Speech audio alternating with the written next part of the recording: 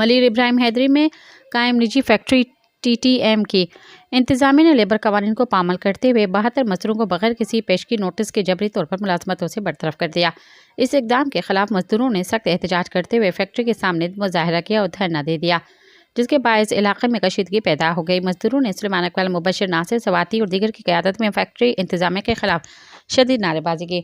इस मौके पर रहनुमाओं ने सहाफ़ियों से गुफ्तगू करते हुए कहा कि रमज़ान से कबल मजदूरों को बेरोज़गार करना जुल्म, नाइंसाफ़ी और इंसानी हक़ूक़ की खुली खिलाफ वर्जी है।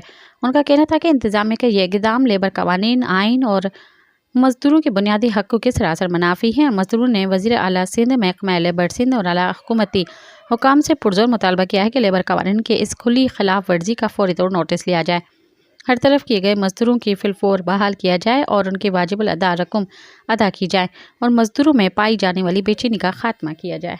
सब्सक्राइब कयो अवामी न्यूज़ HD के ऐं ताज़ा तरीन ख़बरुनि लाइ ॾिसंदा रहो अवामी न्यूज़ HD।